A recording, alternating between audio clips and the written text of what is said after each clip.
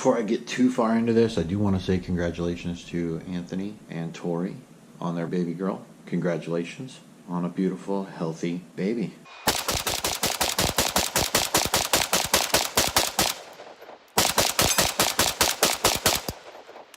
The AK-47 is such a foreign weapon to me. I mainly run AR-15s and or variants. I've always kind of wanted an AK-47. I believe it's iconic.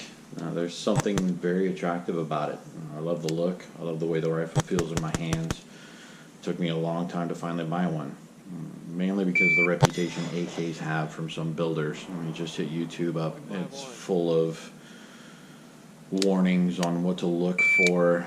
Some builders when they put them together, or some companies when they put them together, don't have barrels lined up, don't have sights lined up, they just have a myriad of issues. There's tons of videos right now about major companies that have issues with headspace after a few thousand rounds. I really wanted to skip all that. Enter Ironborn Armory.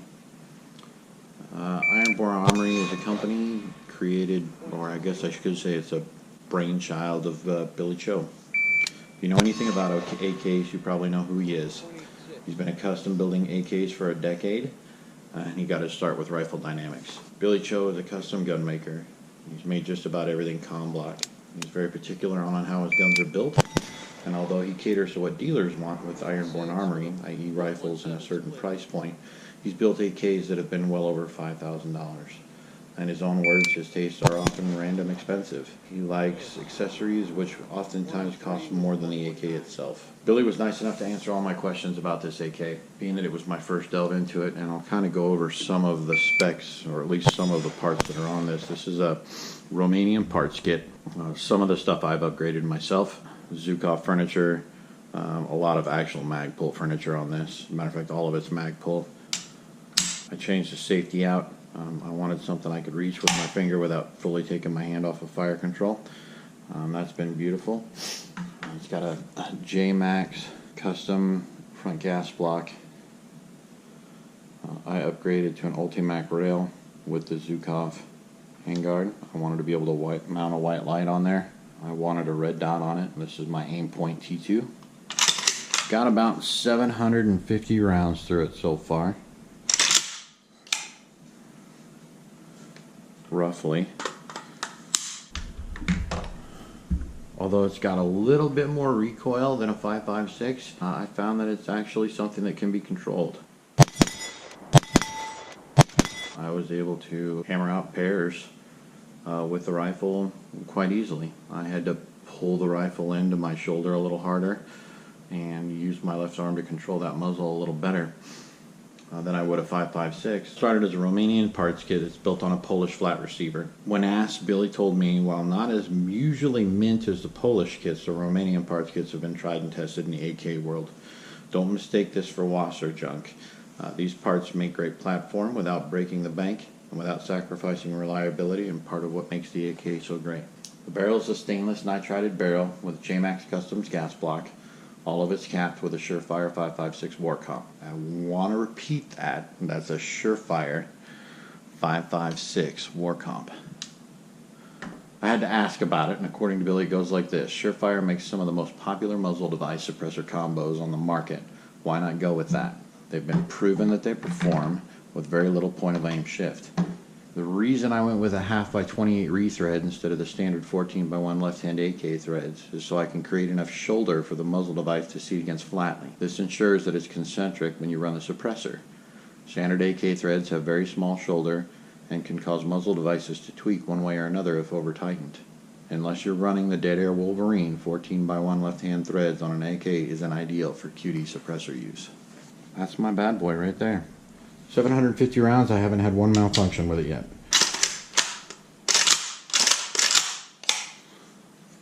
This trigger, ELG trigger, this trigger is on par with some of the top, I would say, AR triggers that I've used. Let's try to do this together here. Just ever so gently. Reset. It's just that fast.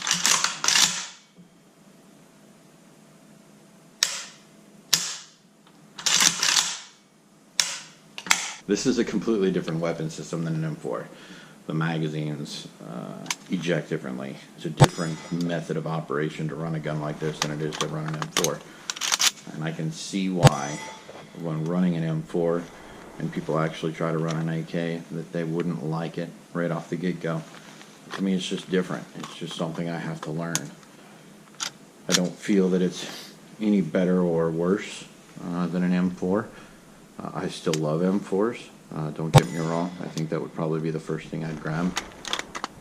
But it just took me some time getting used to. I really had to stop and think about how to reload it, how to rock it in. Let's see if we can get in here and have a better look.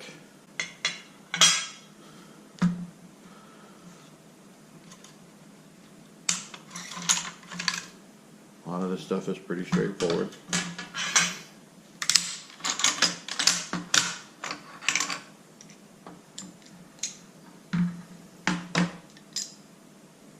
It says 0212 on the bolt carrier. The bolt matches 0212, so those numbers match.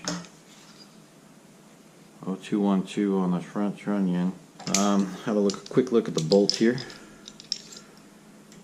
Just cleaned it. Really, just kind of some normal wear there.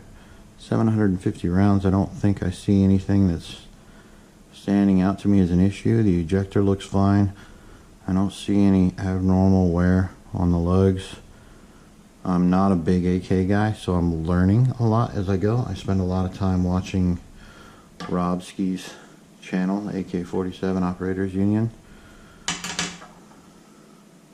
That's pretty straightforward. I don't see any huge wear. A little bit of wear here on the carrier, but that's kind of normal from what I understand. A little bit of, I don't know if you can see it, just barely, ever so slightly, a little bit of mushrooming there. But from what I understand, that's normal. I'll just keep an eye on it. Nothing too big to worry about.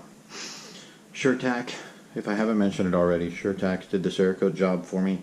I stripped the furniture off when I got the rifle. I didn't even shoot it.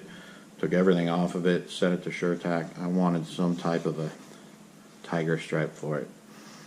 In the same green they had done, and I think they did a terrific job. What really impressed me, actually, because this stuff wasn't even on the gun, they did a good job trying to line up most of that tiger striping from the Ultimac to the handguard itself, which to me was fantastic. The guys did a phenomenal job. You know, I kind of started this channel as a fun thing for myself, and never in a million years my video on the 300 Blackout rifle that I have for Bravo Company is just taken off over 10,000 views. Never in a million years did I think I was going to have 10K views on that. But it's definitely seemed to have taken off, and I am very grateful for it. I've tried to answer everybody's comments and will continue to answer everybody's comments, even though I posted that video 4 months ago.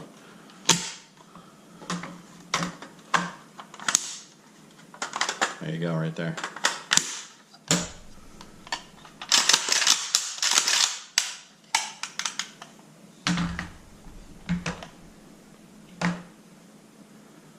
Any questions, comments, concerns? Ironborn Armory made it.